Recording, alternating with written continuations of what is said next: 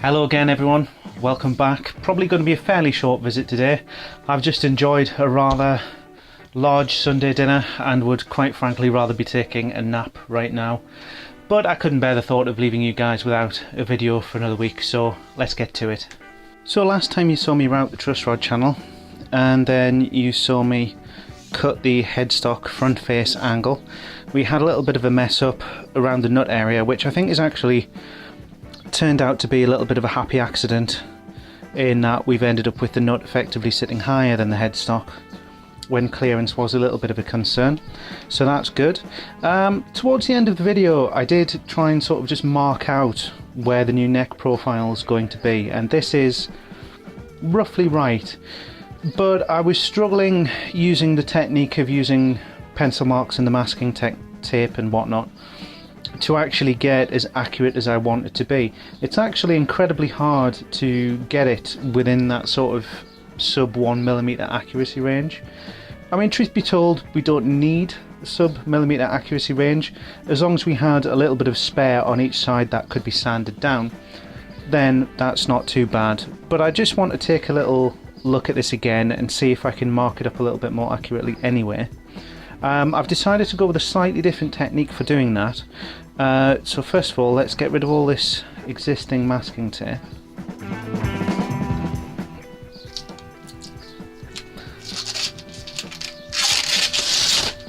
I'm going to be going through quite a lot of masking tape.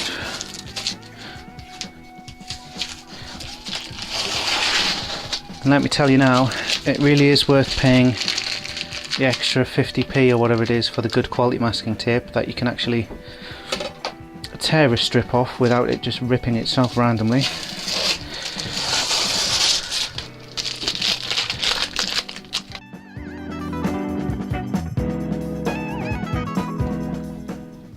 Need to be careful with this stuff actually. The glue on the tape's quite strong. It does have the potential to cause tear out.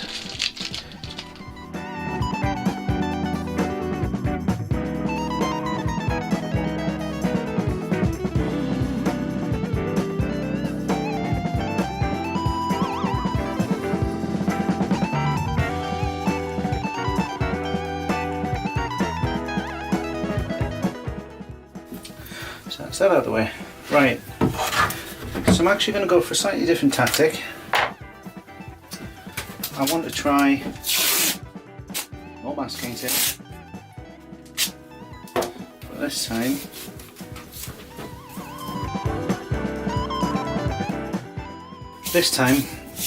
I want to just try and give myself a surface to draw on.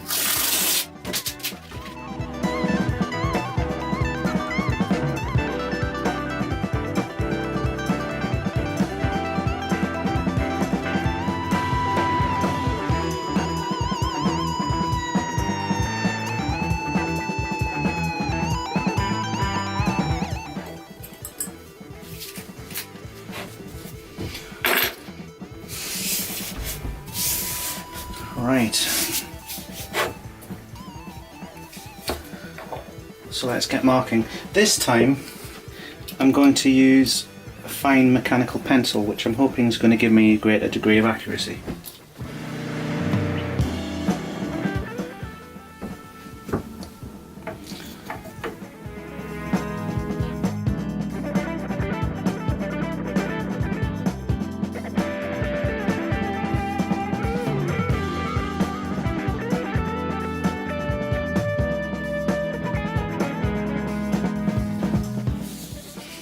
Now here comes the interesting bit. Centre line. Now I suspect that the wenge or wenge or whatever you like to call it, strip running up the centre is not perfectly centred. So as an example, at the headstock end here we are at 84mm total thickness. Now what's the middle of 84? That would be 42. 42.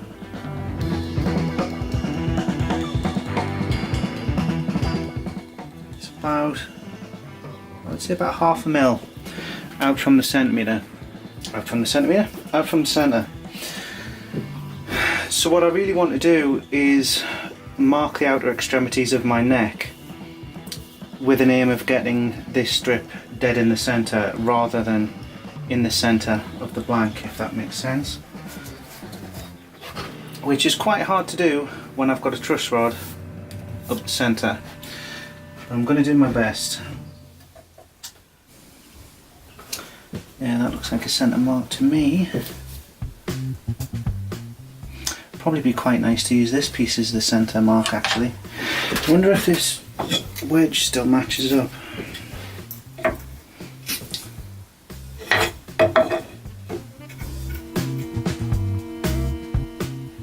Yes, it does, that's convenient. Cheeky plan forming.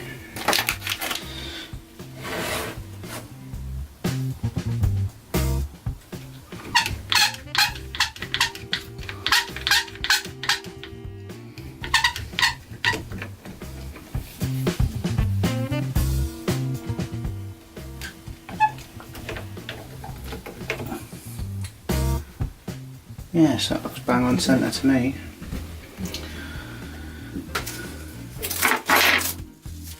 So if I make a centre mark at this end,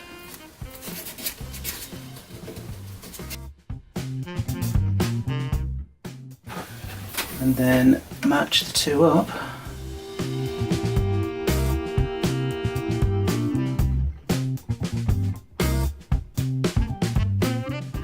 this mechanical pencil's great, but it just wouldn't, the lead's far too fragile for drawing on directly onto the wood, but it's managing okay onto the masking tape here.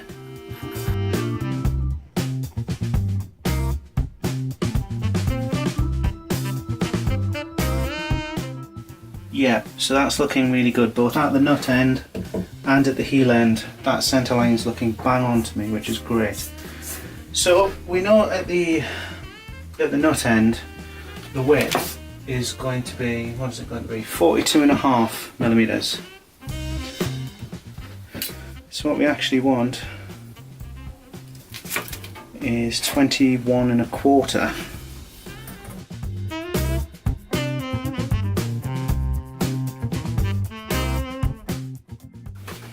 I'd say 1/2 mil is about as fine as you can go marking with a pencil. 1/4 at a push, depending on how good your eyes are. Of course, the reason the old method I used wasn't too great is because the masking tape itself has a little bit of give in it, so even if you think you're being really accurate and it's a perfectly straight edge, the tape will actually stretch a little bit without you noticing, so it's pretty much impossible to get that kind of sub-millimetre accuracy by doing that.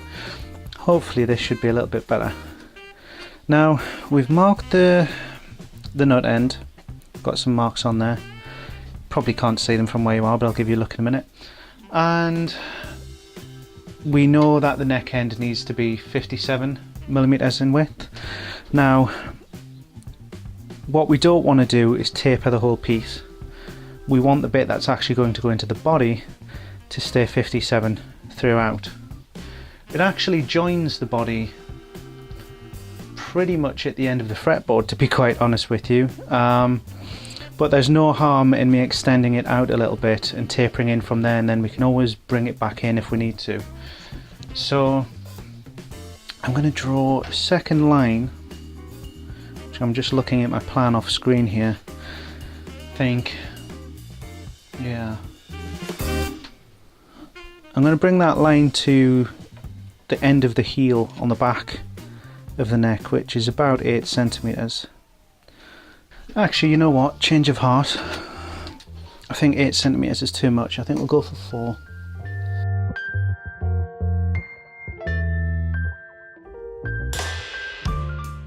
Right, so the section that's going to slot into the body should be 57mm. Half of that is 28.5. Let's get that marked out.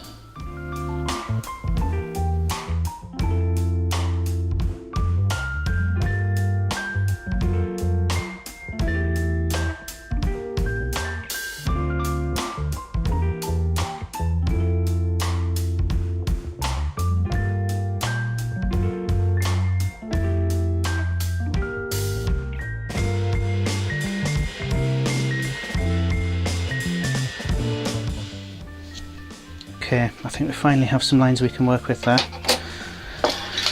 And then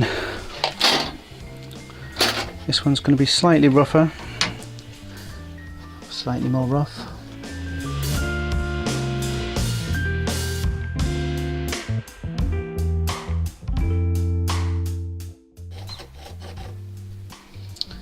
Those should be our centerline and taper marks.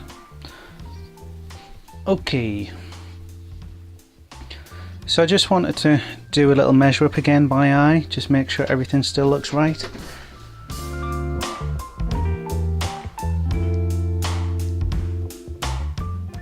And it does.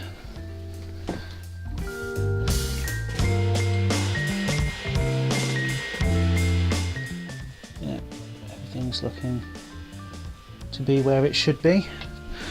Incidentally, I don't know if you recall last time I put some dust and glue on the end of this fretboard, and I haven't wiped off the excess any further than what you saw me do on the video, and you can see since that's dried it has actually shrunk quite considerably, to the point where I'm actually going to have to put some more on to fully fill up that groove.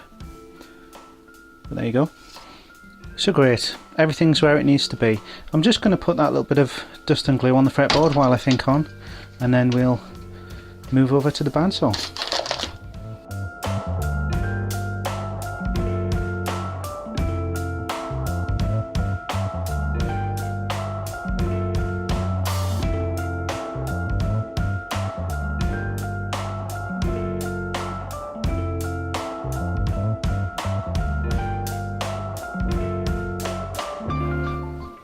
So before we start, the aim today is going to be to cut out and shape the heel end of the neck. Now, one thing I don't really want to be doing is doing really long runs down the neck, especially when I'm doing it in stages. So I'm just going to put some little cuts at the crucial points to allow me to easily cut off these segments on the saw. The only problem I actually have is I can't do that on both sides because I'm going to hit the pillar on the saw, but I can do it on at least on one side and make life easier for myself, and then when it comes to the other side we can cut the main cut first and then turn it over, excuse me, then we can turn it over and cut in that way.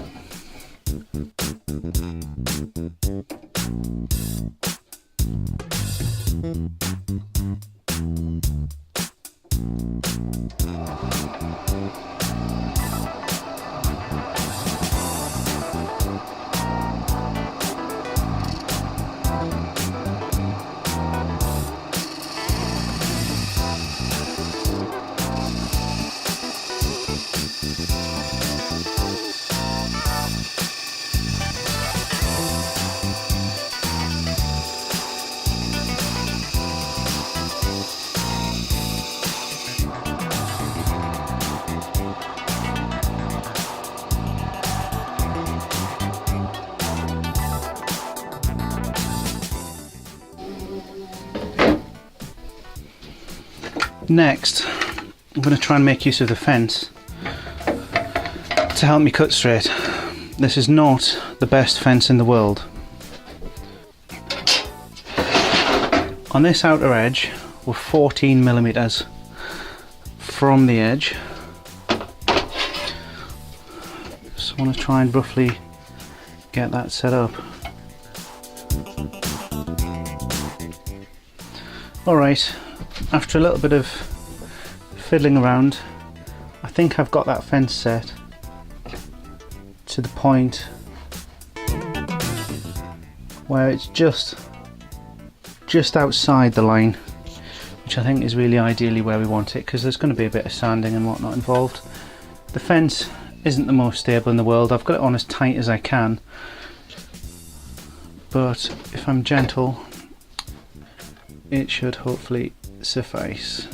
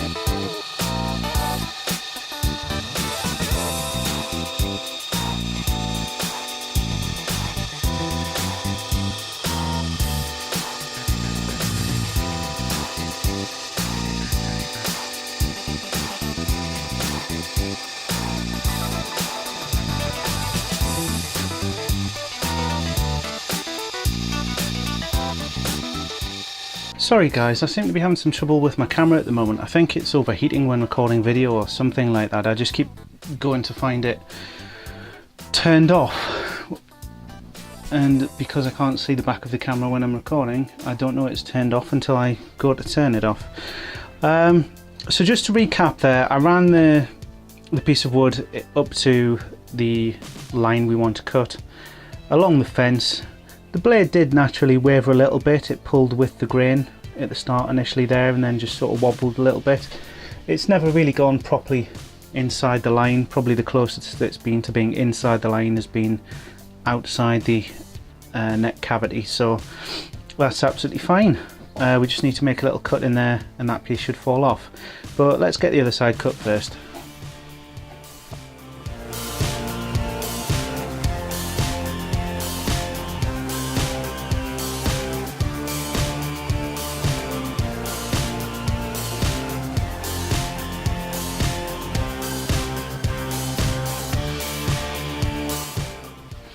So there we have it. That's the rough outer extremities of the neck tenon.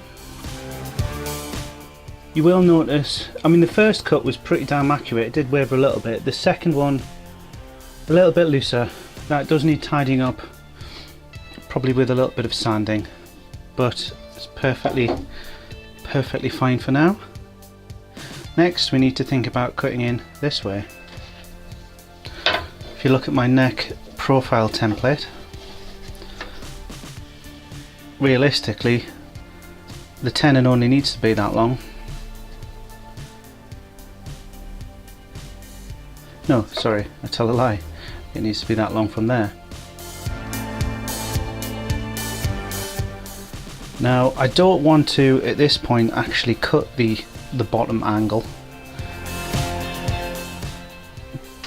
but I think it would be helpful to make a cut into here.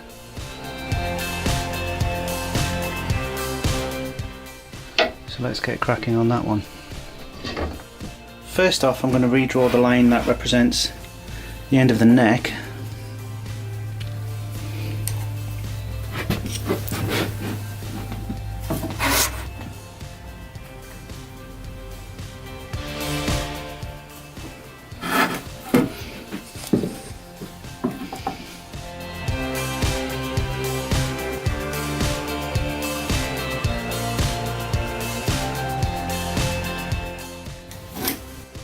If we take a brief look at the plans, you'll see that if the end of the neck is just before the pickup here, we don't actually have a very deep tenon past that point, because, well, it stops with the pickup pocket basically. I do have the option, I could if I really wanted to extend the tenon into the body. That's something that I would really like the idea of, but it means, given the current construction of my body, I might struggle. I think that's something I'm going to sort of dwell on for now, so I'll avoid cutting the final cut, but we'll get the profile of the tenon cut in for now anyway. So in theory, at its shallowest, that sort of neck pocket carve comes in at about 15mm.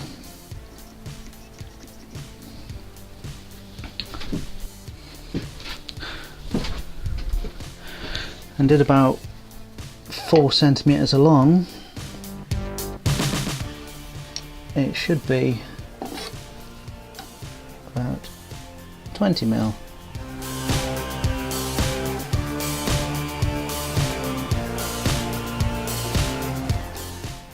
So roughly speaking, that should be the angle of the carve.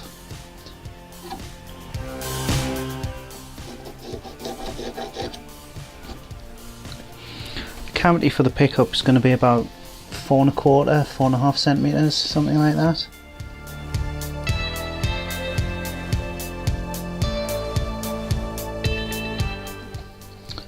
So we don't need to continue sloping away after that point if we did intend to keep any of that additional tenon.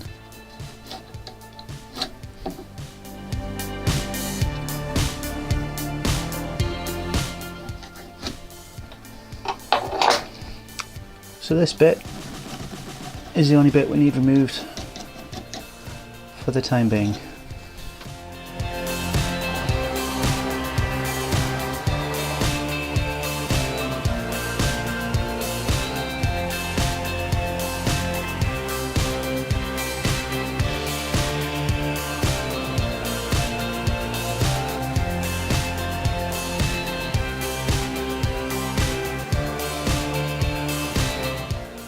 Well, that is incredibly wavy, but a bit of sanding should sort that out. So far so good. So what I've just done there is used the template that I drew earlier to mark out a rough line on the neck blank where it will actually be, and then I've drawn a line, sort of like a smoothed out version of it, about 3 or 4 mil back from that. I'm going to remove that big chunk on the bandsaw, which will not be the final shape, but it just gets a big chunk of material removed, and that allows me to visualize the neck a little bit better, but also it gives the neck a chance to move and rest if it's going to change shape once I start removing all this material from the back. I want it to do it before it's cut to the final shape. I've just used the masking tape here to improve visibility of that line on the bandsaw.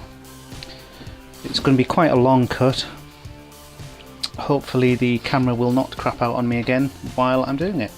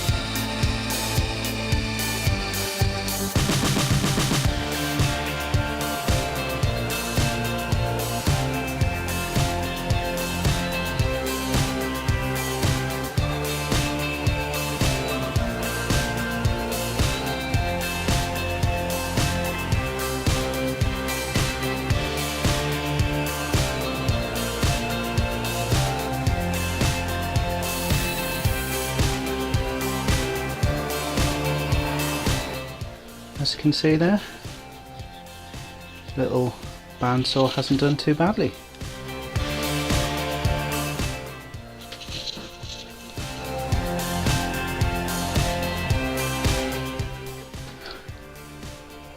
Not too bad of a cut either compared to my usual standards really.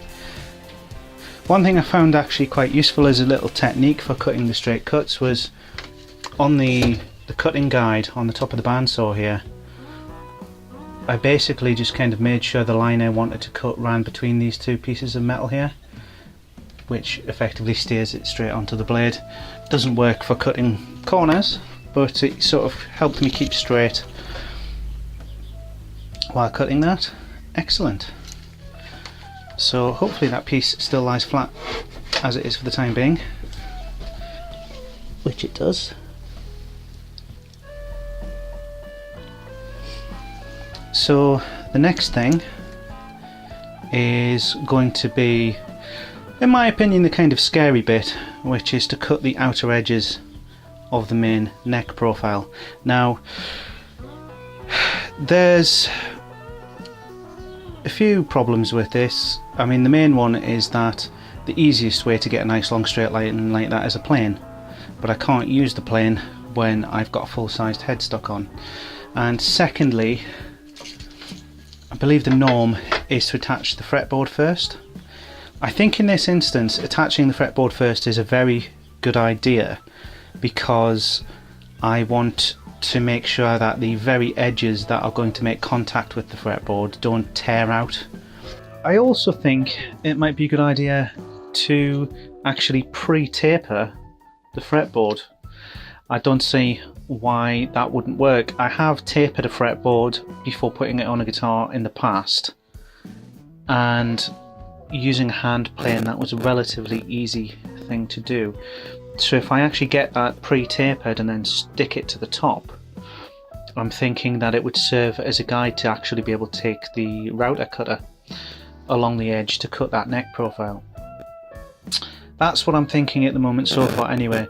Before I actually go ahead and do that, I need to have a little think, see if there's any other options. Maybe consider if and how I want to do any neck binding. We also need to clean up that little bit of gluing that I did on the end when it's fully dry. Lots to think about, but quite happy with that progress today. We've done a lot in a very short space of time. So until next time, do please remember to like, subscribe, share, tell your friends if you think they'd like to follow this build, and until next time, goodbye.